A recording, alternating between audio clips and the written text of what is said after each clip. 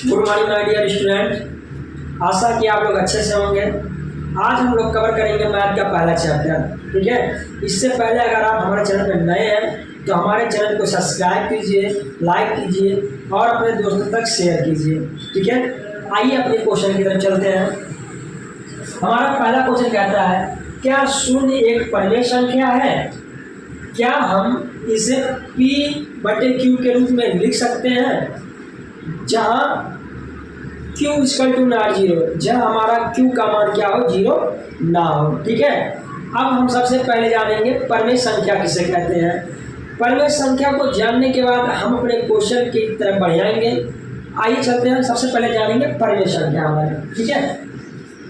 Heading डालेंगे क्या, परिमेय संख्या। क्या डालेंगे,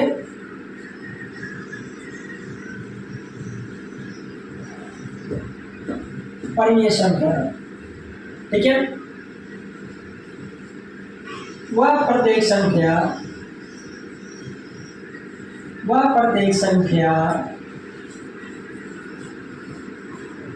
जिसे हम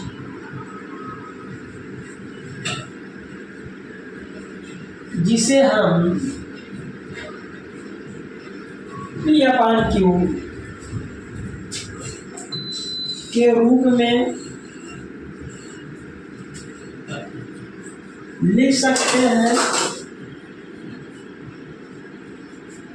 लिख सकते हैं, जहां q = नॉट जीरो व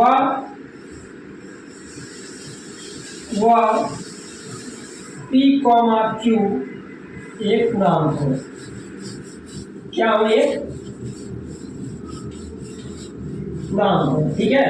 यानी कहना चाहता है कि परिमेय संख्या किसे कहते हैं, वह प्रत्येक संख्या, ठीक है, जिसे हम p/q के रूप में लिख सकते हैं जहां q = नॉट जीरो, यानी q का मान हमारा जीरो ना हो और pq एक हमारा क्या हो, पूर्णांक हो, उसे हम परिमेय संख्या कहते हैं, ठीक है। आइए क्वेश्चन की तरफ बढ़ते हैं।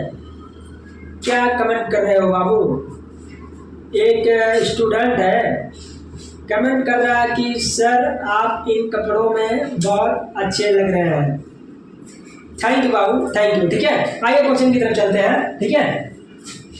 देखिए अब हमारा क्या क्वेश्चन कह रहा है कि क्या शून्य एक परिमेय संख्या है? क्या हम इसे p/q के रूप में लिख सकते हैं जहां p और q क्या हो, एक पूर्णांक हो और q/0, यानी q = नॉट जीरो और q का मान हमारा क्या हो, जीरो। आइए हम यहाँ लिखते हैं हल। क्या लिखते हैं यहाँ, हल।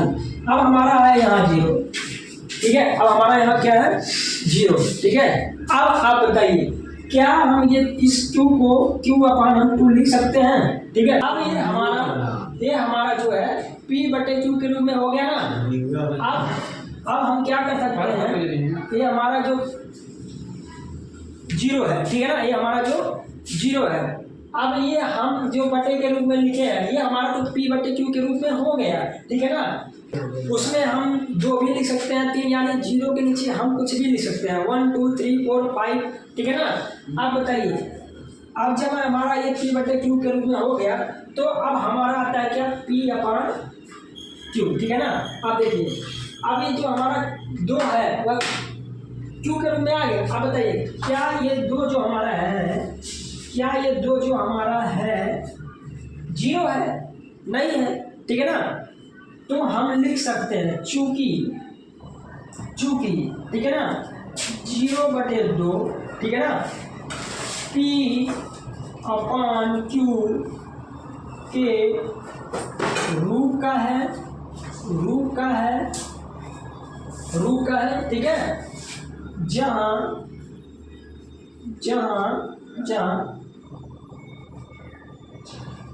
p = नॉट जीरो है। ये हमारा हो गया आंसर, ठीक है ना। आइए अब हम दूसरे क्वेश्चन की तरफ चलते हैं। दोस्तों दूसरा क्वेश्चन हम देखते हैं। दूसरा क्वेश्चन हमारा कह रहा है कि 3 और 4 के बीच 6 परिमेय संख्याएं ज्ञात कीजिए। आप देखिए कह रहा है 3 और 4 के बीच 6 परिमेय संख्याएं। आप लोग को हम बता दें, या तो कहीं आप नोट कर लीजिए, ठीक है ना, कि किसी भी संख्या के बीच, ठीक है ना, किसी भी संख्या के बीच आप अनंत परिमेय संख्याएं और अपरिमेय संख्याएं ज्ञात कर सकते हैं, ठीक है ना। यानी होती हैं दो संख्याओं के बीच अनंत परिमेय संख्या और अपरिमेय संख्या होती हैं, ठीक है ना। आइए हम क्वेश्चन की तरफ चलते हैं। क्वेश्चन हमारा कह रहा है 3 और 4 के बीच 6 परिमेय संख्याएं ज्ञात कीजिए। अब 6 परिमेय संख्याएं कह रहा है, तो 6 में हम 1 जोड़ देंगे। क्या करेंगे? 6 में हम क्या करेंगे? 1 जोड़ देंगे, ठीक है ना। अब ये हो जाएगा हमारा 7। क्या हो गया? 7। अब क्या कह रहा है? 3 और 4 के बीच, तो हम एक जगह लिख देंगे 3 और एक जगह लिखते हैं हम 4। अब क्या करेंगे? इसको 3 और 4 में, ठीक है ना, 7 का ऊपर नीचे हम गुणा करा देंगे।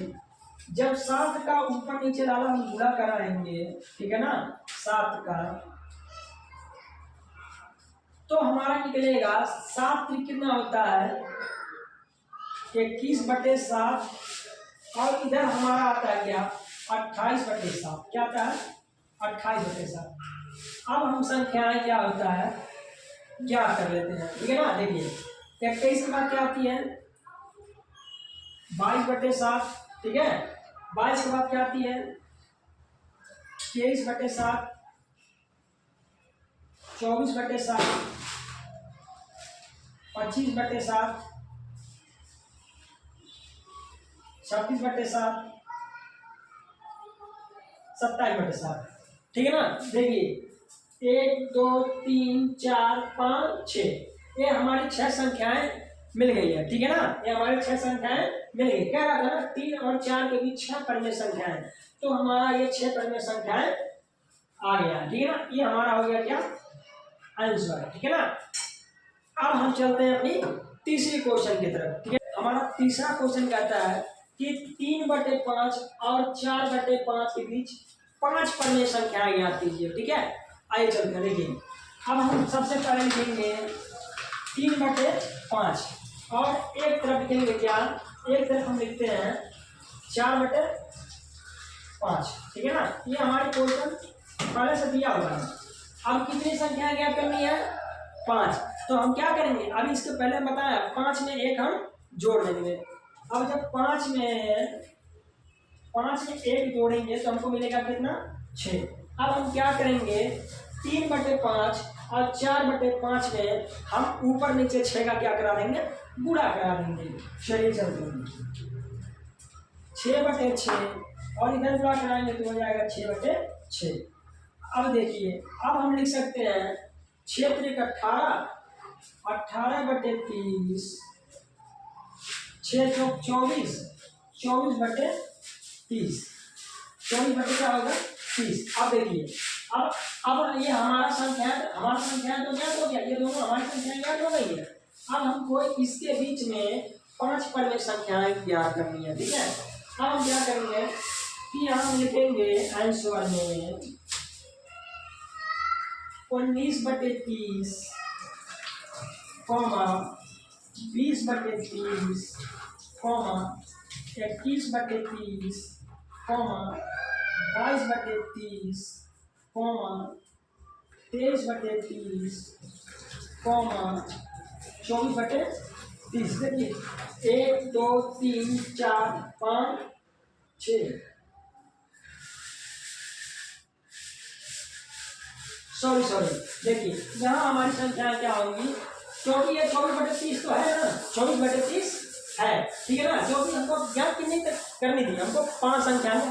देखिए 1 2 3 4 5, देखिए 18 से लेकर के 24 के बीच में, तो 19 20 21 22 23, ठीक है ना। ये हमारी आ गई 5 परिमेय संख्या। आशा है कि आप लोगों को समझ में आया होगा। ऐसे ही मैथ को आसान भाषा में समझने के लिए हमारे चैनल को सब्सक्राइब कीजिए, कमेंट कीजिए और अपने दोस्तों तक शेयर कीजिए। Thank you.